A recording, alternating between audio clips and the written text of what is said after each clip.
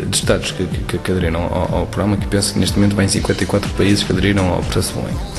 E como é óbvio, isto implica uma reforma muito profunda do que diz respeito da forma de ensinar no ensino superior, o que obrigará a que esta reforma seja uma coisa complexa, prolongada e que vai alterar hábitos que em algumas universidades ou algumas instituições ou institutos politécnicos, esses mais recentemente, mas vai alterar aquilo que é a forma de ensinar no ensino superior de há vários anos esta parte. E como é óbvio, isso não pode ser feito de um momento para o outro. Contudo, os estudantes devem ser exigentes naquilo que lhes diz respeito, principalmente naquilo que lhes diz respeito quando são eles a aprender. E aquilo que aconteceu de facto, até o momento em Portugal, salvo raras exceções, relativamente ao processo de Bolonha, foi que todo o processo foi feito ao contrário, ou seja, a base do processo de Bolonha, aquilo que foi vendido, entre aspas, aos estudantes, que seria o processo de Bolonha, seria uma alteração profunda das metodologias de ensino-aprendizagem, que seria um ensino muito mais centrado no estudante, muito mais numa linguagem onde nós falávamos na aquisição de competências e muito menos naquilo que era uma formação, naquilo que era um passar de mensagem, um passar de conhecimentos feito por um professor de uma forma distante. O que é que acontece? De facto, isso não aconteceu e não houve formações, nem houve alterações nas metodologias de ensino-aprendizagem ou da transmissão de conhecimentos do ponto de vista pedagógico nas grandes instituições. O que aconteceu foi o contrário.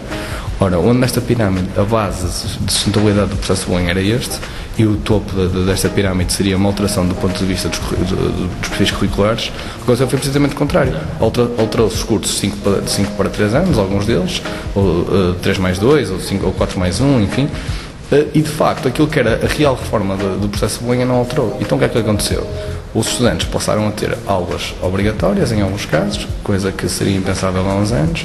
De facto, aquilo que tinha que ver com a transmissão de conhecimentos e com uma preocupação muito mais intensa do professor no acompanhamento ao estudante, naquilo que seria de facto a aquisição de competências por parte do estudante, não se verifica, e por isso nós devemos ser cada vez mais exigentes para que esta reforma pedagógica venha a ser concretizada e seja concretizada na sua plenitude, sendo que isso provavelmente seria a resposta para grande parte dos problemas do ensino superior, desde a questão do desemprego de diplomados, a questão da aquisição de competências, de uma modernização das empresas tendo em conta aquilo que são quadros técnicos superiores nas próprias empresas.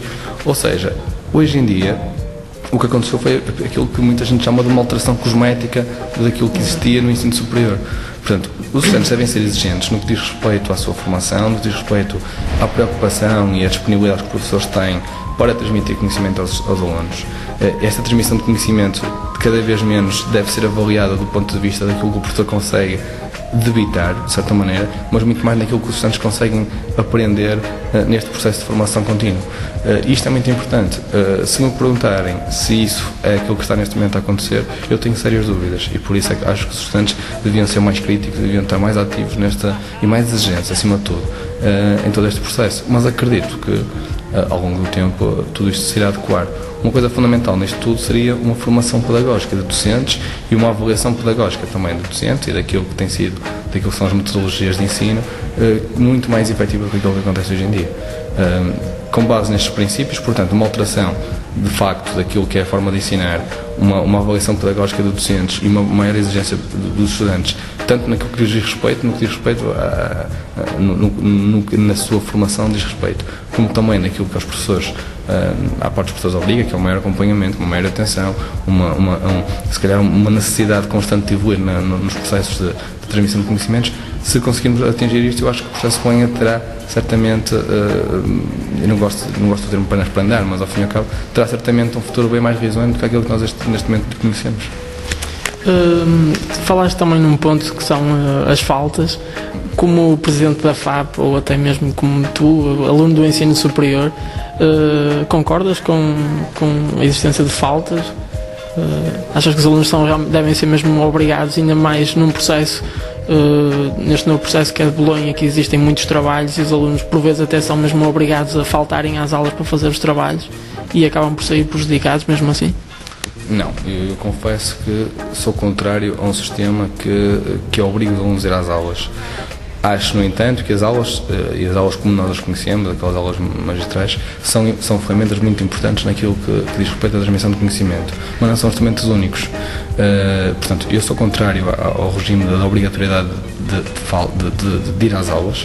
continuo a achar que as aulas devem ser fomentadas através de uma qualidade excelente, não é boa só não chega, excelente, das aulas que são dadas. Devem ser os melhores professores, os melhores comunicadores, ou seja, que conseguissem aliar a capacidade pedagógica, a capacidade científica, a capacidade de comunicação a dar essas aulas. E depois deveria haver um conjunto de professores também, esses sim responsáveis por grupos de alunos mais pequenos, que fizessem um acompanhamento quase aluno a aluno, tentando corresponder às suas expectativas quando estes entram no ensino superior, que lhes permitisse a eles fazer uma formação ao longo da sua estadia no ensino superior que fosse orientada cada vez mais para uma aquisição de competências que lhes permitisse no futuro, a eles e ao país, poder desenvolver e poder progredir.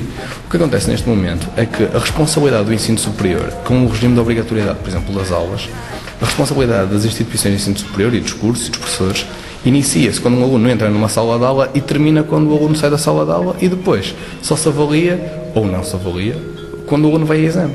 O aluno é avaliado e todo o sistema não é avaliado. O que é que acontece relativamente a isto? Há um grande número de insucesso escolar. O insucesso escolar também tem que ver, em grande parte, com aquilo que são os recursos financeiros gastos pelas instituições. Formar um aluno no ensino superior custa muito dinheiro ao Estado e a todos os contribuintes. Não privilegia aquilo que é a formação, aquilo que é a principal missão das instituições de ensino superior, não privilegia a investigação e não privilegia o desenvolvimento do ponto de vista do conhecimento das instituições de ensino superior. E o que acontece é que os alunos chegam ao ensino superior e aquilo que têm é uma secundarização do ensino superior, quando deveria ser exatamente o contrário.